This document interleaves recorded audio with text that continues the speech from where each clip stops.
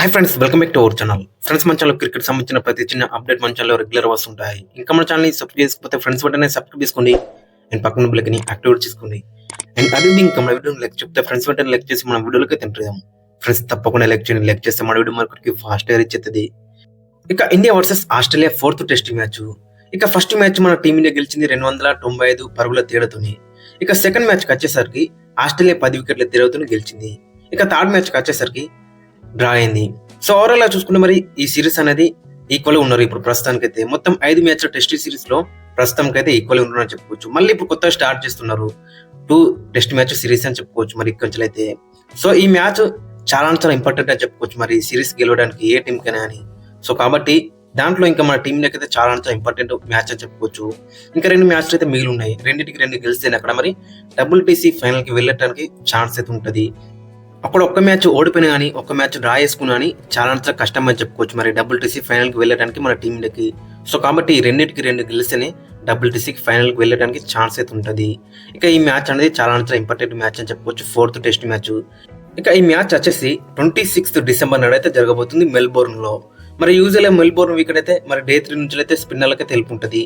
But అక్కడ creator ఏమంటుందంటే 6 millimetre gross అయితే యూజ్ చేస్తున్నారు. సో కాబట్టి మరి పేసర్లకు హెల్ప్ ఉంటుందని అంటున్నాడు. మరి అక్కడ అన్లైట్ టెస్ట్ లో కూడా మనం చూస్తున్నాం పింక్ బాల్ టెస్ట్ లో మరి 6 to 7 మిల్లీమీటర్ గ్రాస్ అయితే యూజ్ చేసిళ్ళు. మరి ఇక్కడ కూడా అదే గ్రాస్ ని యూజ్ చేసే తట్టు అయితే మనకైతే కనబడుతున్నారు. అంటే పిచ్ పైన 6 మిల్లీమీటర్స్ అయితే గ్రాస్ అయితే ఉంటుంది. సో కాబట్టి మరి స్పిన్నర్లకు అయితే అంత హెల్ప్ అయితే ఉండదు. మరి మొత్తం 5 రోజులు కూడా ఫాస్ట్ బౌలర్లకే హెల్ప్ అయితే ఉంటుంది. సో అక్కడ అతనైతే చెప్పింది మరి అక్కడ పిచ్ క్యూరేటర్. సో చూడాలి మరి మనోళ్ళు ఏ విధంగా రాణిస్తుంది, ఇంట్రెస్టింగ్ గా ఆడుతుంది. మరి పింక్ బాల్ టెస్ట్ లో చూసినాక మనోళ్ళు చాలా డిసప్పాయింట్ చేసిళ్ళు. ఇన్ఫాక్ట్ లాస్ట్ మ్యాచ్ లో కూడా టూ మచ్ డిసప్పాయింట్ చేసిళ్ళు. సో మన టాప్ ఆర్డర్ మొత్తం కొలాప్స్ అవుతుంది. మరి 4th మ్యాచ్ కి ప్లేయింగ్ లైన్ లో ఎవరెవరు ఉంటారు, మరి ఏమైనా మార్పులు ఉంటాయా అనేది చూద్దాం ఈ వీడియోలో. ఫ్రెండ్స్ తప్పకుండా చివరికి అయితే చూస్తేందుకైతే ప్రయత్నించాలి.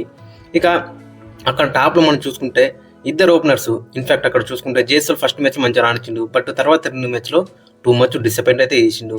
ఇక మరోవైపు కేఎల్ రాహుల్ ఒక్కడే కన్సిస్టెంట్ గా మరి రన్స్ అయితే స్కోర్ చేస్తున్నాడు అండ్ బాల్స్ కూడా మంచిగా డిఫెండ్ అయితే చేస్తున్నాడు. అండ్ 4th 5th స్టంప్ లో ఉన్న బాల్ ను కూడా మరి ఈజీగానే అక్కడ కేఎల్ రాహుల్ అయితే వదిలిపెడుతున్నాడు. బట్ మిగతా బ్యాట్స్మెన్స్ అందరు కూడా టూ మచ్ అక్కడ ఇబ్బంది అయితే పడుతున్నారు. ముఖ్యంగా అక్కడ మనం చూసుకుంటే విరాట్ కోహ్లీ కానీ రోహిత్ శర్మ కానీ అటు 4th 5th స్టంప్ లో ఉన్న బాల్స్ మాత్రం వాళ్ళైతే ఈజీగానే అక్కడ డ్రా చేస్తున్నారు అండ్ ఎడ్జ్ ఇచ్చి అవుట్ అవుతున్నారు అండ్ పెవిలియన్ కి అయితే పోతున్నారు ఈజీగానే. సో కాబట్టి మరి దాన్ని ఏ విధంగా అరికడతారు అనేది చూడాలి మరి ఈ మ్యాచ్ లో. అక్కడ చూసుకుంటే శుభ్మన్ గిల్ లాస్ట్ మ్యాచ్ మనం చూసినాగా ఇన్ఫాక్ట్ అది 6th to 7th స్టంప్ లో ఉన్న బాల్ ని అక్కడ ఆడబోయే అయితే అవుట్ అని చెప్పుకోవచ్చు.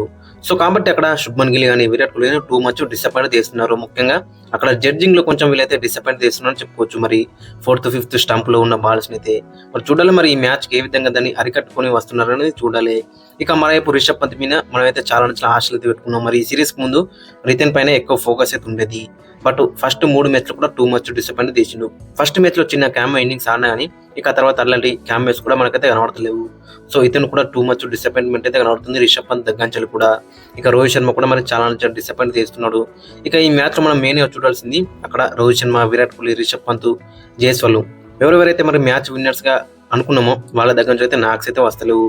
సో కాబట్టి మరి ఈ మ్యాచ్ లో కొన్ని మార్పులు చేసే అవకాశం అయితే మనకు కనిపిస్తుంది. బ్యాటింగ్ ఆర్డర్ లో కొన్ని మార్పులు చేసే అవకాశం అయితే మనకు కనిపిస్తుంది.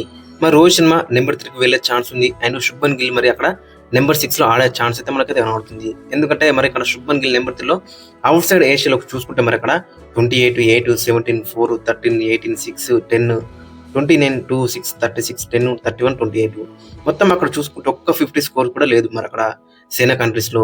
సో కాబట్టి ఖచ్చితంగా మరి ఇతనైతే టూ మచ్ డిసప్పాయింట్ చేస్తున్నాడు. సో కాబట్టి మరి ఇతను నెంబర్ 3లో కొంచెం అయితే ప్రాబ్లం అయితే మనకైతే కనబడుతుంది. నెంబర్ 3లో ఒక మంచి సాలిడ్ బ్యాట్మెన్ అయితే కావాలి.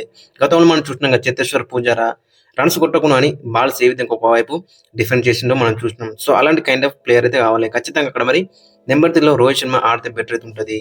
రోహిత్ శర్మ కూడా అక్కడ మరి డౌన్ ది ఆర్డర్ అతనైతే ఇబ్బంది అయితే పడుతున్నాడు. సో కాబట్టి ఖచ్చితంగా మరి రోహిత్ శర్మ నెంబర్ 3లో ఆడే ఛాన్స్ ఉంది ఈ మ్యాచ్ లో. అండ్ శుభ్మన్ గిల్ అక్కడ మరి నెంబర్ 6 లో ఆడే ఛాన్స్ ఉంది.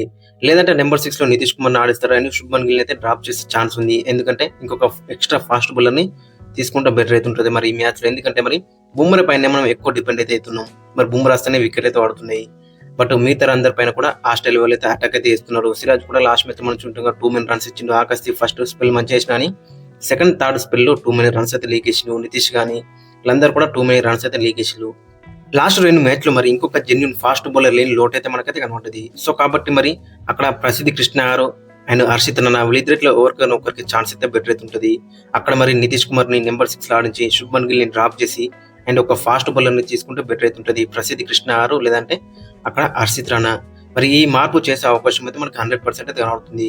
చూడాలి టీమ్ మేనేజ్‌మెంట్ ఎలాంటి నిర్ణయం తీసుకుంటుందో. ఒక్కసారి ఫైనల్‌గా అక్కడ ప్లేయింగ్ 11 ఒకసారి మనం చూసుకుంటే కేఎల్ రాహుల్, యశస్వి జైస్వాల్ ఓపెనింగ్‌లో బరిలోకి దిగుతారు. ఇక నెంబర్ 3లో రోహిత్ శర్మ, నెంబర్ 4లో విరాట్ కోహ్లీ, నెంబర్ 5లో Rishabh Pant wicket keeper, number 6లో శుభ్మన్ గిల్, నెంబర్ 7లో రవీంద్ర జడేజా, నెంబర్ 8లో నితీష్ కుమార్ రెడ్డి గారు, ప్రసిద్ధ్ కృష్ణ, నెంబర్ 9లో జస్ప్రీత్ బుమ్రా, నెంబర్ 10లో ఆకాశ్దీప్, నెంబర్ 11లో మొహమ్మద్ సిరాజ్.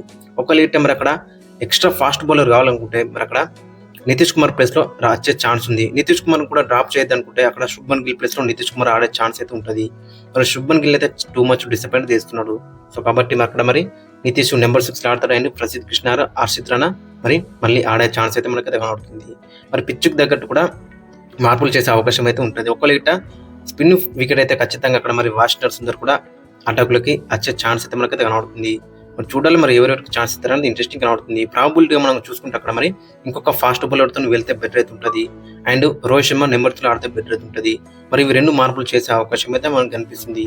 ఫ్రెండ్స్ మరి మీ యొక్క ఒపీనియన్ అయితే కింద కామెంట్స్ అయితే మెన్షన్ చేయండి. మరి ఈ 4th మ్యాచ్కి మన టీమ్ ఇండియా ప్లేయింగ్ లైన్ ఏ విధంగా ఉంటుంది, మరి ఏమైనా మార్పులు చేస్తారా అనేది మీ యొక్క ఒపీనియన్ అయితే కింద కామెంట్స్ అయితే మెన్షన్ చేయండి.